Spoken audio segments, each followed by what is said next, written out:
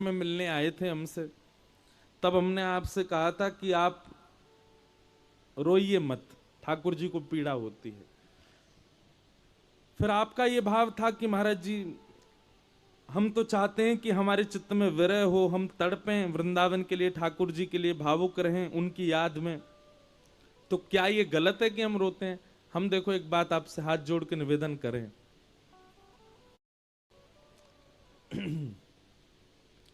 भोजन रुदन यह एकांत की वस्तु है, सबके सामने नहीं करना है। भोजन भी सबके सामने नहीं करना चाहिए, एकांत में करना चाहिए। ऐसे ही प्रेम आतुर होकर के जब नीर नेत्रों में आते हों, वो भी एकांत में हो, कोई ना हो आसपास आपके और आपके नेत्र सजल हो। हमको आप देखें, हम कथा में कई बार करुण प्रसंग तो इसीलिए नहीं बोलते कि फिर रुका नहीं जाएगा। कई बार अब जैसे ठाकुर जी के मथुरा गमन की लीला है, कल देखना कथा में आएगी, हम झटपट भागेंगे वहां से, वो कहीं नहीं पाता मैं क्यों, क्योंकि कहने लगा तो स्थिति बिगड़ जाती है। रुदन जो है ये व्याकुलता, विरहता, ये प्रेम को पुष्ट करती है, पर एकांत में, सबके सामने नहीं, ठाकुर जी के सामने भी नहीं। हम तो ये बात कहते हैं सब लोगों से, ठाकुर जी के आगे भी रोना नहीं चाहिए।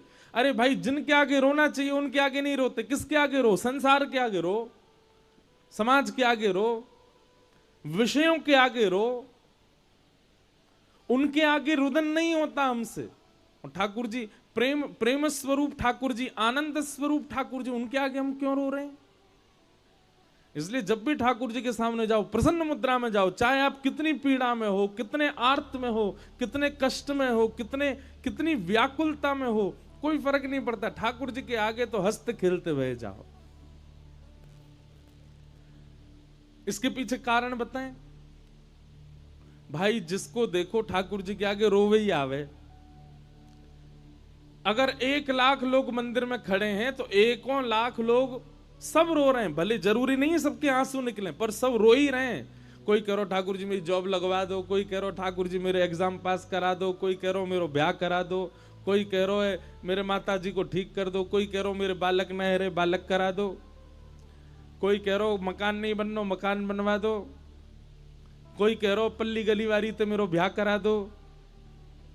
उसके पिताजी नहीं मान रहे, बिहारी जी आप कुछ करो।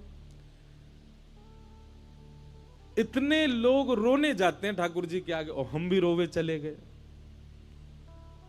भैया आप लोग कभी कभी वृंदावन जाते हैं, तो जब हम अपने प्रेमी के पास जाते हैं तो प्रेम का एक स्वरूप होता है, प्रेम का एक स्वभाव होता है कि जब हम अपने प्रेमी के पास जाते हैं तो सच्चा प्रेम यदि होगा तो आप अपने दुख को छुपा करके जाते हो। जैसे मां, अगर मां ने भोजन नहीं किया, वो एक तिथि आती है ना करवा चौथ के बाद, अहोई अष्टमी, उस दिन माता जी भोजन नहीं करती। किसके लिए भोजन नहीं कर? पुत्र के लिए नहीं करती। क्या भूख नहीं लगती? उनको लगती है, लेकिन प्रेम इतना ज्यादा चरम स्थिति में होता है, जब तक तारे नहीं दिख जाते तब तक मां भूखी रहती है। उसका बालक 1-2 बार पूछो, मां तू ठीक है ना? हाँ बिल्कुल ठीक हूं, कोई दिक्कत नहीं। जहां प्रेम में रो रो करके बताया जाता हो ये पीड़ा, ये पीड़ा, ये पीड़ा, समझो प्रेम आपका कुछ % कम है। प्रेम में तो अपनी दिक्कतें, अपनी तकलीफें, अपने स्वभाव को, अपने आर्त को छुपाया जाता है। वहां बताया थोड़ी जाता है कि हम कितनी परेशानी में हैं। और जो प्रेमी अपनी परेशानियां बता देता हो, समझो उसके प्रेम में कुछ कमी तो है। प्रेम में तो प्रेमी परेशानी भोग लेता है, लेकिन अपने प्रेमी को पता तक नहीं चलने देता, खबर तक नहीं पड़ने देता कि वो परेशानी में है। हम भी अपने ठाकुर जी से कभी कभी मिलने जाते हैं, तो जब जब मिलने जाएं रोने क्यों जाएं? हाँ, बिहारी जी के मंदिर की दहली तक रो लो, लेकिन दहली में प्रवेश करते ही नेत्र पहुंचो, प्रसन्न मुद्रा में आ जाओ। महाराज ऐसे नाचते कूदते भय जाओ ठाकुर जी के आगे, अत्यंत प्रसन्न भाव में देखो। ठाकुर जी आपको देख करके कहें आहा आ गया, कितना प्रसन्न भाव में आया है। अच्छा, एक बात दूसरी, कोई व्यक्ति रोज आपसे मिलने आता है, पर जब आता तब रोता ही हुआ आता है, परेशान हो जाओगे आप भी उससे। अगले दिन से घर के सदस्यों को बोलोगे, बोलो वो आए तो उसको बोल देना है हुई नहीं मैं घर पे, फिर रोएगा यहाँ पे आके, मेरा ये हो गया, ये हो गया, ये हो गया। पर कोई व्यक्ति रोज आता है और बड़ी प्रसन्न मुद्रा में आता है, और आता है स्वयं तो प्रसन्न नहीं रहता, आपको भी प्रसन्न कर जाता है। उससे मिलने के लिए तो आप भी प्रतीक्षा करोगे, वो विलंब से भी आए तो आप व्याकुल हो जाओ, आया क्यों नहीं अभी तक। ठाकुर जी के सामने जाओ तो ऐसे बन के जाओ कि ठाकुर जी व्याकुल रहे, कब आएगा मिलने के लिए। या कष्ट केवल आपके जीवन में नहीं है, संसार में हर व्यक्ति कष्ट में है। हर व्यक्ति के, कोई तन दुखी, कोई मन दुखी, कोई धन बिन रहत उदास, थोड़े थोड़े सब दुखी, सुखी राम के दास। सब दुखी हैं संसार में। इसलिए कई लोग कहते हैं, लोगों को यह भ्रम रहता है कि अगर हम नहीं रोए ठाकुर जी के आगे, अगर हम नहीं चिल्लाए ठाकुर जी के आगे, नहीं बताया ठाकुर जी को, उनको पता कैसे चलेगा कि मैं कितनी पीड़ा में हूं। अच्छा, तो मतलब आपको ठाकुर जी की सर्वव्यापकता पर संशय है। उनको सब जानते हैं वो। इसलिए ठाकुर जी के आगे रो मत। हां, उतनी स्थिति पहुंच जाए कि रोक ही नहीं पाए खुद को, अब तो नेत्र अश्रु अपने वश में ही नहीं थे, तो फिर कुछ कर नहीं सकते।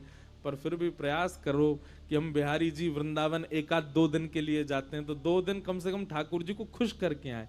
अरे दुनिया जाकर के अपने दुख बताती है, कानपुर के लोग जो इस कथा में बैठे हैं, अब की बार वृंदावन जाओ तो बिहारी जी से जाकर के केवल भुजा उठा करके पूछना, हे बिहारी जी आप कैसे हो, आप ठीक हो, आप आनंद में हो, आप सुख में विराज रहे हो, वैसे तो कोई पीड़ा नहीं है, सब बढ़िया चलता होगा, लेकिन फिर भी ठाकुर जी आप पूरे दिन खड़े रहते हो, तो हमारे मन में भाव आया, हम आपसे पूछें। सब अपनी बताने आए, हम आपसे पूछने आए आप कैसे हो।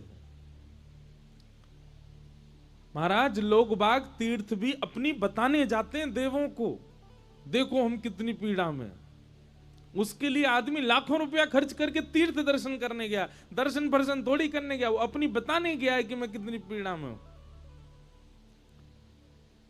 वृंदावन बताने मत जाओ कि आप कितनी पीड़ा में हो, वृंदावन पूछने जाओ कि ठाकुर जी आप कैसे हो, हे राधा रमन लाल आप कैसे हो, हे श्री राधा वल्लभ लाल आप कैसे हो। प्रेमी को अपना बताने नहीं, उसका पूछने जाया जाता है वो कैसा है। इसलिए हम आपसे मना कर रहे थे दोपहर में कि रोइए मत।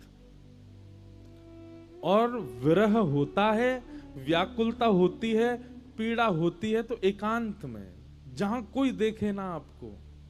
भैया ये अश्रु जो है ना, ये अश्रु मोती के समान बहुमूल्य होते हैं, और संसार के लोग इस मोती रूपी अश्रु के मूल्य को जानते नहीं है, इसलिए उनके सामने मत बहाओ इसको।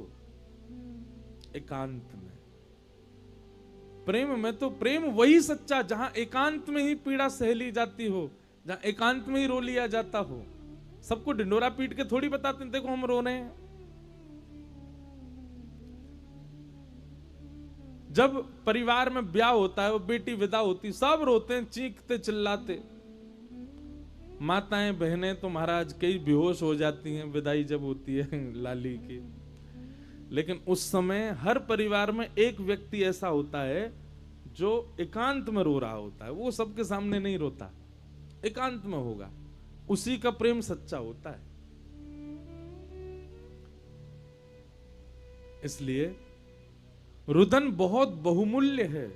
जो आपके अश्रुविंद के मूल्य जानते हो उनके सामने, उनके लिए रोइए। अब आप सबके सामने आंखों से आंसू बहाओगे, ये सब लोग नहीं जानते उसका मूल्य, इसलिए सबके सामने मत रो।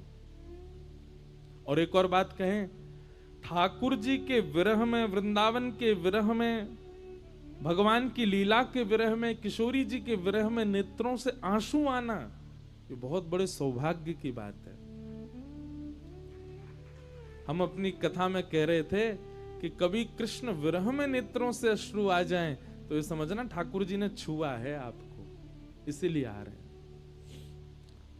ठाकुर जी के लिए रोना हर किसी को नहीं आता, संसार के लिए रो जाते हैं लोग।